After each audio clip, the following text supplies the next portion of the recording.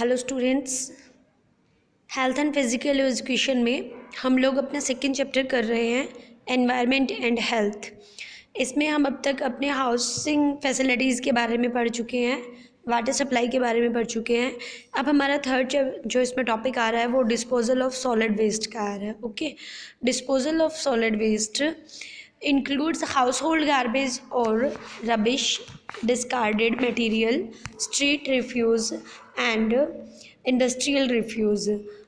हम कह सकते हैं इसमें कि कूड़ा करकट का जो घरों से निकलने वाला गार्बेज होता है वो, सड़कों पे पड़ा हुआ कूड़ा, या फिर किसी इंडस्ट्री से निकला हुआ वेस्ट प्रोडक्ट्स, ठीक है, वो सब हम इसमें इंक्लूड करने वाले हैं। It does not include human excrete or night soil whose disposal is dealt with separately।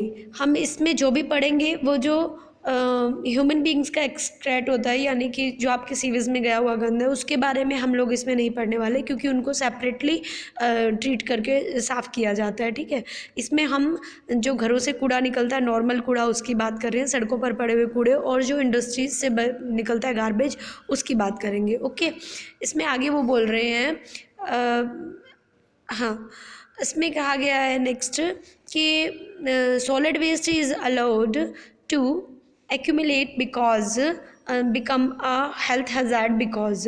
अब जो इस तरह का वेस्ट होता है, कूड़ा करकट वगैरह होता है, वो हमारी हेल्थ के लिए एक हिजार्ड बनता जा रहा है, एक बड़ा संकट बनता जा रहा है। उसके पीछे कारण क्या क्या है, क्यों ऐसा हो रहा है?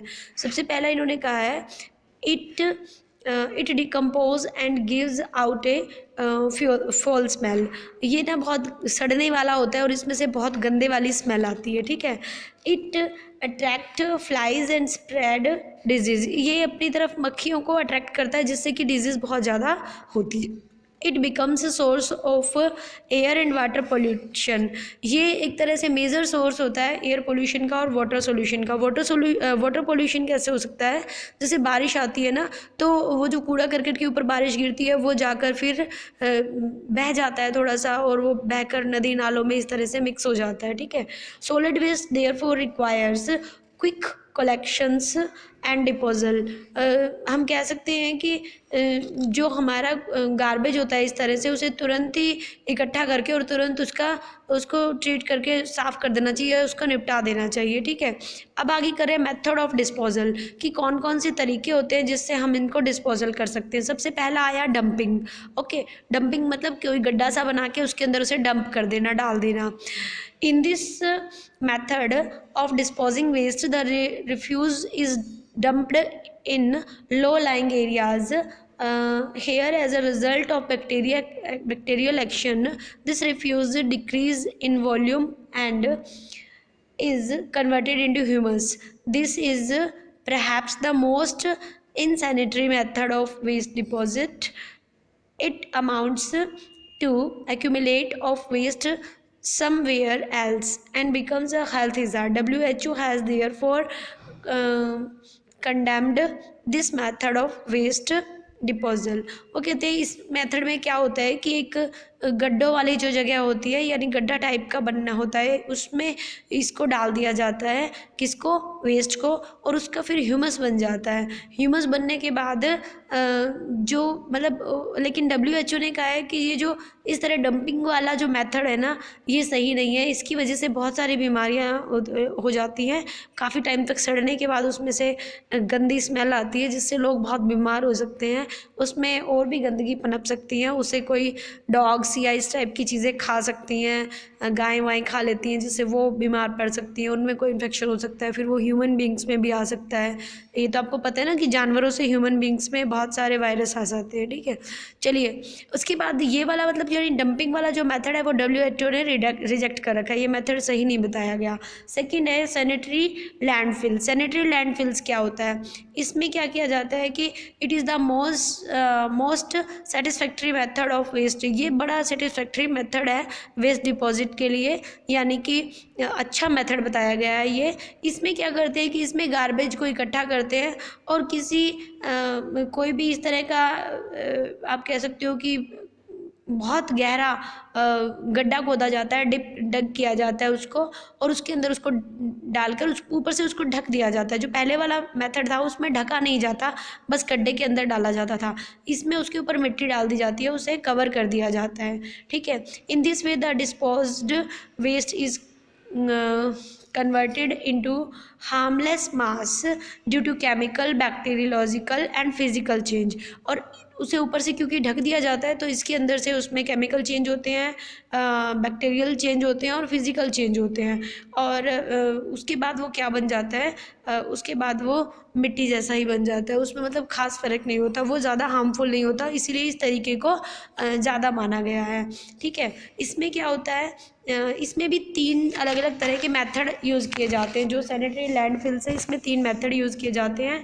पहला होता है कि द ट्रेंच मेथड, उसमें एक खाई सी खोद ली जाती है और उसके अंदर कूड़े को डाल दिया जाता है। दूसरा होता है रैप क्या होता है, मतलब रैंप मेथड में क्या होता है कि कोई ऊंची सी ज़मीन से नीचे की तरफ उसे गिरा दिया जाता है, जैसे पहाड़ से नीचे की तरफ गिरा दिया जाए, इस तरह से नीचे की, तो वो नीचे जाकर इकट्ठा होता रहता है, ओके। तीसरा इन्होंने बताया है एरिया मेथड। एरिया मतलब इसमें भी क्या किया जाता है, ऐसी ज़मीन या ऐसी माइंस देखी जाती हैं जिनका यूज़ नहीं हो रहा, या ऐसे गड्ढे ढूंढे जाते हैं जिनको मतलब जिनको फिल नहीं किया जा रहा, बहुत बड़े बड़े गड्ढे, और वहाँ जाकर उसे डाल दिया जाता है, ऊपर से उसके मिट्टी डाल दी जाती है और डंप कर दिया जाता है। इससे क्या होता है कि वो जगह भी फिल हो जाती है, यानी 2 पर्पज़ सोल्व होते हैं। एक तो वो जो जगह बहुत नीचे थी उसको कवर कर लिया गया, और दूसरा जो हमारा वेस्ट था हमने उसको भी डंप कर दिया, ओके। तो ये सैनिटरी लैंडफिल के कुछ मेथड थे। इसके बाद आता है तीसरा मेथड बर्निंग। देखिए 3 तरीके बताए हैं सॉलिड वेस्ट को डिस्पोजल करने के। पहला था डंपिंग, जिसको WHO ने रिजेक्ट कर दिया। दूसरा मैंने आपको बताया सैनिटरी लैंडफिलिंग, ठीक है, ये ठीक मेथड है। तीसरा आपको बताया बर्निंग, किसी भी चीज़ को जलाकर हम लोग क्या कर सकते हैं, मतलब डिस्पोजल कर सकते हैं। Burning of waste is another hygienic method of waste disposal. This method is specially suited in a big cities and best suited for refuse of hospitals, ठीक है।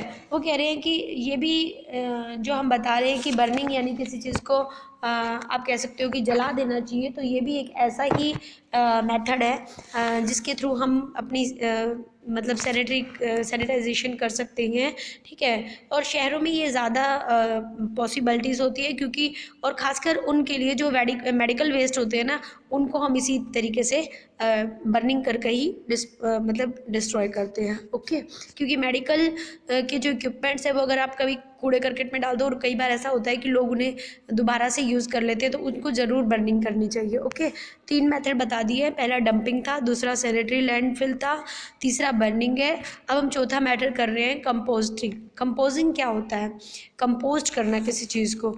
इसमें क्या होता है कि जो गार्बेज होता है मतलब उसे ना गंद वंद के साथ मिक्स कर दिया जाता है, आप ऐसे कह सकते हो। जैसे कि the disposable waste is combined with night soil और स्लग्स आप कह सकते हो, जो वो कूड़ा करकट का लिक्विड फॉर्म एक तरह से उसमें मिला दिया जाता है, और फिर वो ह्यूमस बन जाता है, और वो उसके साथ बैक्टीरियल इन्फेक्शन करता है, यानी बैक्टीरियल एक्शन करता है। यानी कि जैसे हम ये कह सकते हैं कि हमने कई बार पुराने टाइम में होता था, लैट्रिन वगैरह के लिए जो गड्ढे खोद दिए जाते थे, उनमें पानी नहीं डाला जाता था, क्योंकि अंदर बैक्टीरिया जब पैदा हो जाते थे और वो उसको अपने आप ही मिट्टी बनाते रहते थे, ठीक है। इस टाइप की चीज़ें तो केमिकल आप कह सकते हो कि केमिकल भी नहीं, एक तरह से बैक्टीरियल एक्शन होता है, और वो चीज़ वापस मिट्टी बन जाती है, okay.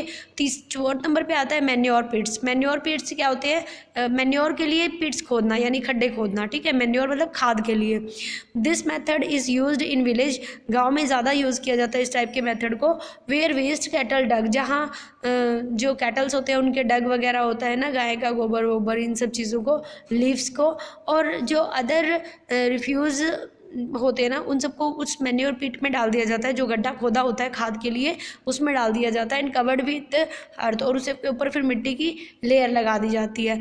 After some time the refuse is convert in the manure, और कुछ टाइम बाद आप देखोगे कि बहुत अच्छी वहाँ पे मैन्योर बन गई है। अगर हम उस मैन्योर को यूज़ करते हैं अपने खेतों में तो बहुत अच्छी फसल होती है, ठीक है। तो ये मैंने आपको अभी जो मेथड बताया, ये मैंने बताया है डिस्पोजल ऑफ सॉलिड वेस्ट का। फिर से रिमाइंड कर लेते हैं, सॉलिड वेस्ट में 5 टाइप के इन्होंने डिस्पोजल के मेथड बताए थे। पहला था डंपिंग, खड्डा खोद के डाल देना, ऊपर से ढकना नहीं, लेकिन WHO ने इसको रिजेक्ट करा है। सेकंड था सैनिटरी लैंडफिल, इसमें क्या करते हैं कि या तो ऊंची सी ज़मीन से नीचे को डाल दिया जाता है, या डग करते हैं और उसके ऊपर अंदर डाल दिया जाता है, या फिर एक ऐसा एरिया देखा जाता है जहाँ पे थोड़ी सा दूसरी ज़मीन से जो थोड़ा नीचा हो, जिसमें थोड़ा खड्डे हो, उसमें इस वेस्ट को डाल के ऊपर से ढक दिया जाता है, ठीक है। तीसरा बताया था बर्निंग। बर्निंग मेथड ज़्यादातर जो है वो सिटीज़ में यूज़ किया जाता है, और मेनली जो मेडिकल के इक्विपमेंट्स होते हैं उनके लिए यूज़ किया जाता है। थर्ड था कंपोजिंग।